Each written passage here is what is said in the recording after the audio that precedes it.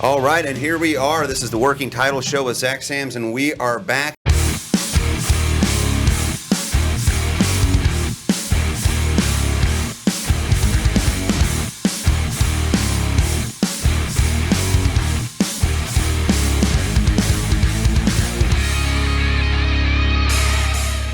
All right, here we are. We are back. This is the Working Title Show with Zach Sams. Super excited about this episode this week. We are fresh off the U.S. Open. It just finished. What a finish. Did y'all watch this finish at the U.S. Open? Incredible. You don't know what I'm talking about, huh? Absolutely. I watched it all by myself at home like a good father on Father's Day does, yeah. Oh, actually, one of my sons did watch it with me. Really? Yeah. Yes. How'd you guess? Yeah. So that was neat. But, I mean, what a... I thought you booked J.J. Swan here today. He was a last-minute cancellation. Thanks for coming. Okay. Yeah. Yeah, that would be cool. I'll tell you what, the carnage on Sunday was incredible. I've never seen anything like it. So It was insane. It was perfect. Not that I was watching, but we dropped off my boys at camp, and we're driving back, and my wife was giving me play-by-play on the phone, and then we got to watch the last couple hours once we got your home. wife was giving you play-by-play of a golf tournament on the phone. Tyler, does your wife do that? Yeah, absolutely. Yeah, all the time. So I'm the only one whose wife does Yeah, it. Yeah, I had to tell her of the top 20 in the tournament. I was like, no, you don't know him. No, you don't. You remember that guy? No, you don't know him either. Like, I was like, no, you really don't know anybody in the top 20 in this tournament. Sorry. Yeah, my wife wouldn't. I don't think she knew anybody in the top 150. She was like, well, Scotty Scheffler, I know that name. And I was like, oh, there you go. Okay. There you go. He was in the top 20. He was in the top 20, yeah. One guy. Yeah. Well, anyways, that was just crazy. But speaking of golf, well, first, maybe we should do a little introduction here to our guest, Clint. Clint, how you doing? I'm great. Glad to be here with you boys. We're glad to have you as well, Clint. Jeff, Clint. Clint, tell us your day job, and what you do each day, and before we get into all the accolades, from last year's Bonanza at the border that we want to talk about.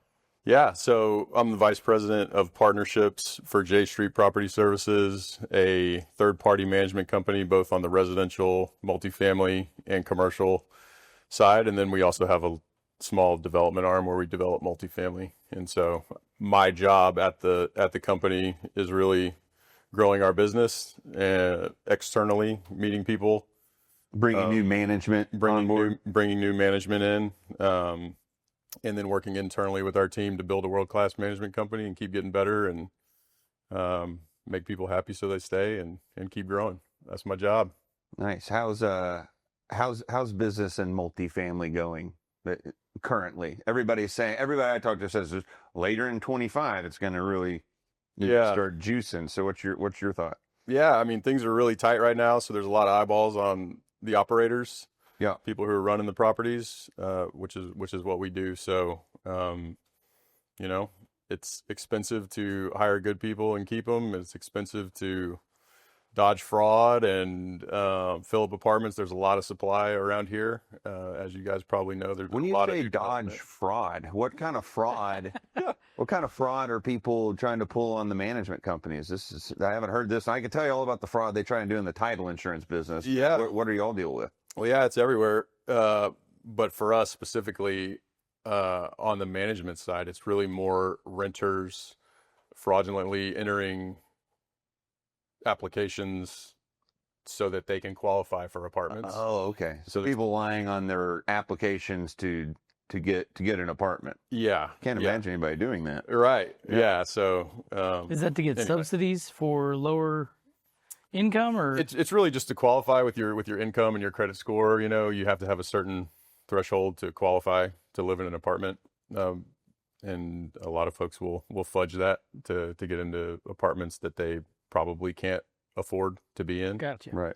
Well, that's interesting. I never even thought about that. But I mean, okay, so like if you're buying a home, I mean, you have to have a certain credit, to be approved for that. But I would, and some people that live in apartments just don't want to live in a home, so that's not a deal. But I would also expect some people are renting because they can't purchase a home. So like, what's the, how does that work? Is it a lower credit threshold to rent an apartment versus, what you'd need for a home application? It depends. It depends on ownership. It depends on a lot of different factors, but Y'all set all that kind of y'all's yeah, protocols yourselves, right? right. You set the parameters of what ownership and your company is comfortable with, and then there's also there's new companies, third party technology companies out there that do all kinds of things that can guarantee leases and help people get qualified through a secondary process.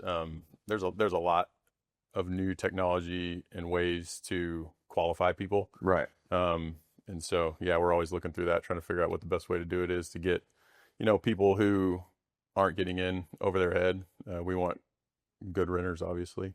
Sure. Just like we want good tenants in commercial buildings. And so just trying to be smart about how we go about that. But yeah, I mean, it's when everything's going up and to the right all the time, running properties, managing properties is, a little easier because everybody's got money and everybody's happy and everybody's busy, so they're not paying attention. But when interest rates get high and development is hard and, a lot of eyeballs turn to the management company on what they're spending, how they're spending it, and keeping their place full. And so it's fun. We like it that way. It's led to a lot of really good conversations with a lot of groups, and that's what separates the good ones from the not so good ones. And so, yeah. What's occupancy been like? Are y'all, across y'all's portfolio, is it staying pretty high? Are y'all retaining people? What's that been looking like? Yeah, it depends on the submarket, really, is the answer. Most of our stuff is in North Texas. We manage stuff in DC. We manage a lot of stuff in DC, some stuff in Chicago, St. Louis. And so, for the most part, it's pretty steady. Yeah. Some submarkets, there's a lot of new supply delivering on the multifamily side. And so, there's a little bit of a war to get those renters to come in, especially during a lease up. And so, some concessions and slower lease ups than a lot of times were on the pro forma initially. And so we're slugging it out, man. We're having to work hard for our dollar and having fun doing it. What are you seeing on the development side? It's just hard to make things pencil. And you seen anybody blowing and going right now, or is everybody kind of still assessing? Yeah, there's a lot of people trying. Yeah. A lot of people looking at deals, underwriting deals, but making a deal pencil is one thing, and then raising the equity is another, and both of those things are very difficult. So, some groups have advantages.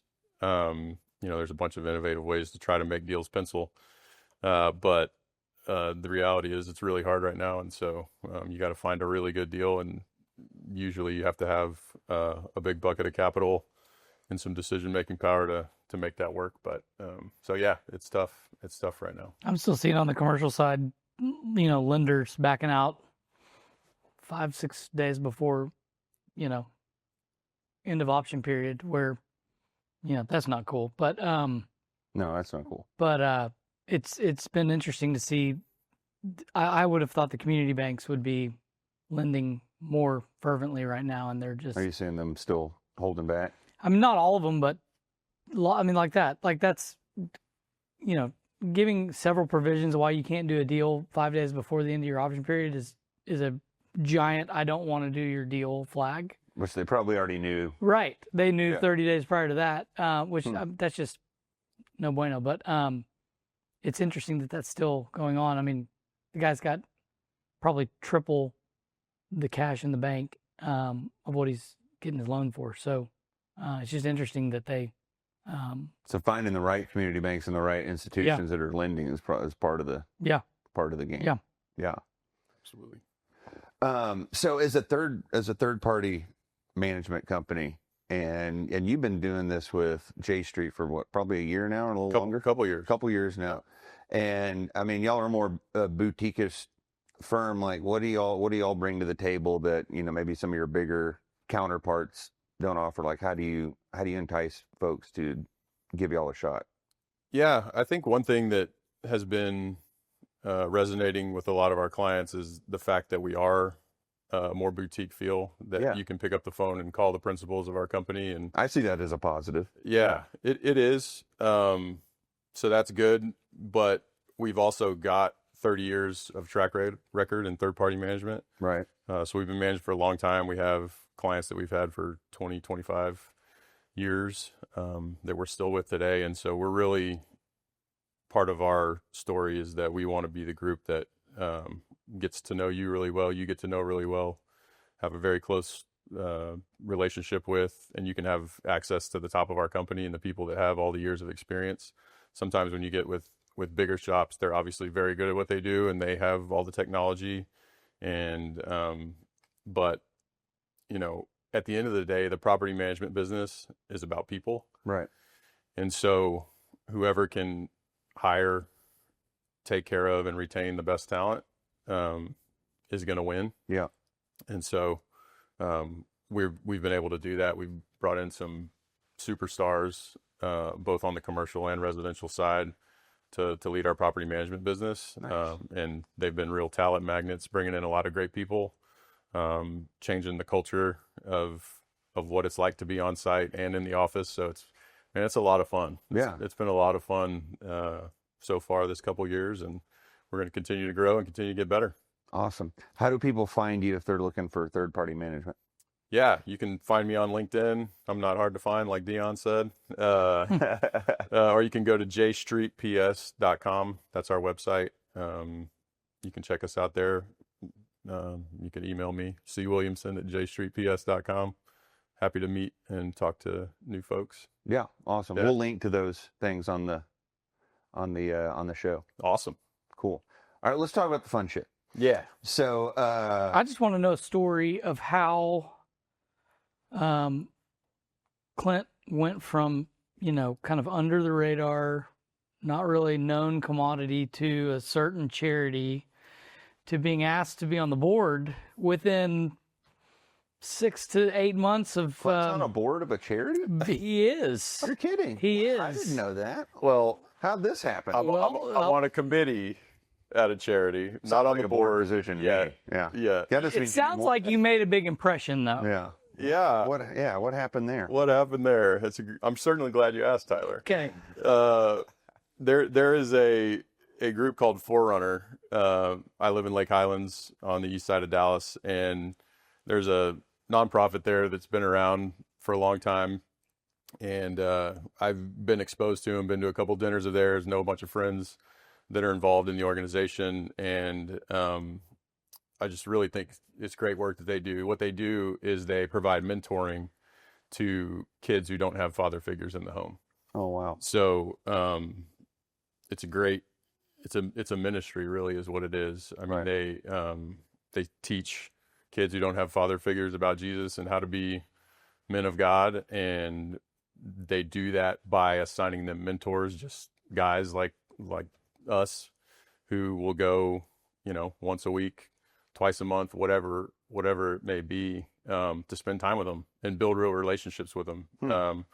They think real change is driven by relationships, and it's something I think all of us can get on board with. Sure. And so they've really been steady and consistent in our neighborhood, and they're growing. They started in one school, and now they're in almost every elementary school in Lake Highlands. They have a program, an after-school program, and then mentors that are available to go mentor these kids, and really makes a huge impact. If you've heard some of their stories, and now they've been doing it long enough to where it's some of these kids that started, in first, second, third grade are now graduating from high school and going to college and getting real jobs. And it's really cool to see the impact that they've had. And so I have an affinity for this organization. When you guys put together this great event down in Lajitas last year, Bonanza at the Border, I was thrilled to go. Honestly, didn't really even know much about the charity aspect of it when I first signed up. I just wanted to go play golf at Lajitas. At Lajitas with a bunch of buddies, Yeah. and meet some people. And so, obviously the closer we got, the more apparent it was what we were doing, and just really neat. Anyway, got it. Well, I also have an affinity for this organization, and I also love Forerunner and love going to their. So I was going to the same tournament with Forerunner in mind, and would have been thrilled to give them something, but That somebody probably cost you a committee seat. somebody beat me out Yeah. I took it. on the I same. bet Clint could get you on a committee. Yeah. Well, he definitely could now. Call me. But like I'm joking about that, but this tournament at Lajitas, the Bonanza at the border, why? Like, what'd you win? What was the payout? You beat me. You beat Zach. You got to go give to your charity. What was the punchline of the whole deal? Yeah, so my partner and I won $16,000 to donate to the charities of our choice. We decided to split it. I sent 8 to mine. He sent 8 to his, and had no idea that we were going to be able to write that big of a check to them, and it was huge. They couldn't believe it when I called them to tell them. They were like, "Wait, what?" Are they not normally getting $8,000 donations at a time? I don't think they get a whole lot of $8,000 donations. I'm sure they get some. I'm sure they do some events. Right. They do their own golf tournament, and they've got a lot of generous, loyal supporters that support them every month. But to get a big pop like that from a guy who they kind of know who he is because he's been rolling around was really surprising and a huge blessing to them. And that's so cool. Yeah. And so subsequently, they've made a few calls, and now I'm on their golf committee for their golf tournament coming up. So it was really an incredible story. I've told it so many times now, but I got to reconnect with an old friend from 20 years ago. We played together. The other Clint. Yeah, we were Clint Cooper. We were Clint squared. And so, we were not the best golfers in the group by any means, but we snuck into the shootout and then dominated the shootout. Happened to get it done when it mattered with all the pressure and all the eyeballs on us. And it was a great time, great event, well done. Y'all planned it so well. And it was so much fun. And then the fact that we won and were able to make that big of an impact with the check was really incredible. That's awesome. The only regret I have is that we didn't get on video the putting contest at sunset.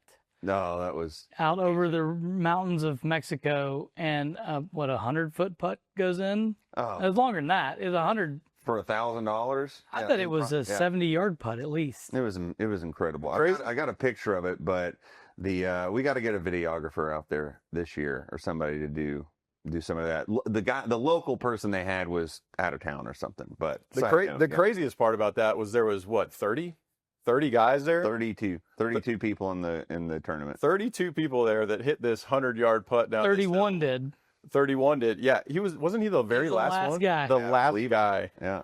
Made it, Levi, and the place went nuts. That was so much fun. That was awesome. That was a lot of fun. That was a little impromptu game we had there. It's funny for you to say like how well it was planned, because the whole time planning it, I'm like, oh, I don't know, especially the first one. Yeah, how it's great. going to go, but it did go off really well, and I love, we actually hadn't had a chance really to talk about that story you just told about Forerunner and bringing that check, but there's a couple other winners from the tournament, so all the flight winners got a check, and then you got more money in the shootout if you're able to do well there. And so we had we wrote $54,000 in total to several different charities, but 2 or 3 other stories were the same. We're like, wow, we weren't expecting somebody to walk in with $5,000, $8,000, what have you, check to these. Most of these were local charities here in Dallas, and that was fun. So unique and neat about the event is you play in a lot of charity events. We all try to give back and support organizations we like, and we'll go play in their tournament or their tournament. But to be able to go on a trip that is, not in Dallas, so you're getting away, like you land on this plane, which is a really nice plane. You land, you get out, you feel like you're on the moon, but you're in Texas. It's insane. And there's nobody around, so it's good for the soul. You get to build relationships with people that you already know, meet new people that are great for business. And then to be able to play golf for 3 days at a beautiful golf course where there's nobody there. Yeah, it's like ourselves. It's your own place. I think but the unique aspect is Kelsey Warren's staff who own the place. Yeah. And the greenskeeper, who's got his dog riding around, and he's telling you stories about, why they call it Blackjack's Crossing, and right there on the Rio Grande. I mean, it's an incredible setting. but then to be able to play and compete for a cause that you feel really strongly about. I mean, that's just so unique and cool. And Yeah, it added, like, every charity golf tournament you play in now, you feel like, hey, we played pretty good. Like, yeah, you know, scrambled, kind of ham and egged it around the course, and then you get in and you're like, what the? We lost by 10. Yeah, who 48. Yeah, we that, shot 48. and the great thing about this is because it's two-man teams, you're playing against the people you're competing against. So everybody's kind of keeping each other honest, and you really are competing, which I don't know how many of us at middle age get to jump out and compete every day anymore. And then to compete for a pretty decent amount of money for your charity, I thought that was amazing. I mean, to step out on that tee box in the shootout with, 30 people watching, knowing we're playing for whatever it was, $6,000, $8,000. 16,000. Right. Well, part of it, you win in the flight. But Well, yeah. did y'all win the flight or were y'all second? We got second in the second flight. Yeah. So we barely squeaked in. But then you're hitting this shot as the sun is setting over the ravine with all these people watching for multiple $1,000s. And like, my heart hasn't pounded like that in a while. That was fun, man. It was a great time, great trip. And we were fortunate to win it and be able to help some people. So that's really cool. Well, you explained it in a really neat way because that's kind of how it all came about because, Tyler, we've done golf trips for years together. And they're always fun, but and we know that we're going to keep doing them. So, and that was we'd been to Lajitas multiple times, but going to Lajitas is amazing. The flight out there, just the camaraderie, everybody in the Did same. you say that was your first time there? I had been there twice before okay. with my buddies. Oh, nice. Mm-hmm. Yeah, but you're captive with your group there, and so relationships are formed or built upon, which is amazing. You're playing a great golf course, and then so we're already going to be doing those things. So adding the charity component was just another layer, and I thought, that hey, this is good. Good cause, gives people something to compete for, but it actually. Like, I'm surprised, like, I was, like, pretty touched by some of these stories and, hearing how happy some of these charities were to, receive these funds. And so, yeah, it was a win across the board. And now this year we're trying to double what we did. So last year the first year is always hard to get, hey, we're doing this for the first time. You want to be involved in it? Well, the first time, what is it, and so I think we've generated some good buzz from last year. We have 2 planes reserved this year for 60 players. And I think if we pull that off, I think we can write checks for over 100,000 this year instead of 54. Wow. And so that's the goal, is to get, another 30 high quality guys like we did year 1 to come out year 2 and just, basically double what we did, double the fun, double the amount of great folks, double the amount of relationships built and grown, and double the amount of money that we Well, the venue, I think we've talked a lot about, where else could you go? What else could you do? There's not a lot of places where it's so easy to get there with everybody on a flight. It's your own flight. Yeah. I mean, normally you wouldn't say, I bet it's real easy to get to the little corner of Texas that's right on the border, but it is easy to get to from Dallas. And it's all self-contained. Nobody's really going off to the casino or this or that. Like, there's not a lot other than hanging out with your buddies. Yeah. And so it's really good networking, really great 3 days to get to know a lot of people. And I love it. It's just a lot of fun. It's just a lot of fun. And the golf course is phenomenal. Yeah. And they're only making Lajitas better. They're building those conditions that are building. Yeah. Those conditions were the best conditions I've ever been at Lajitas, and it was like immaculate. Oh, it was great. And actually, I just said par 3 course. I talked to Terry the other day. Terry's our guy at Lajitas. They scrapped the par 3 course because of the cost of it, and they're like, if we're going to spend that much money on a par 3, let's just build a whole nother 18. So they're building they're going to have 36 holes out there in another year or 2. Wow. So if they do that, we can grow the tournament by that much more. Yeah. As well. Bring 400 people. But we could have 4 planes. There you go. But even until they do that, it's one of those courses where it's so beautiful like the surrounding area, the views, some of the tee shots that you hit off a cliff. I mean, it's unbelievable. There's a par 3 and a par 5 that are both mind blowing. So it's a course that you want to play multiple times. You know, it's not one of those courses you want to play once and then leave. I mean, it's really neat to be able to play it, 3 days in a row.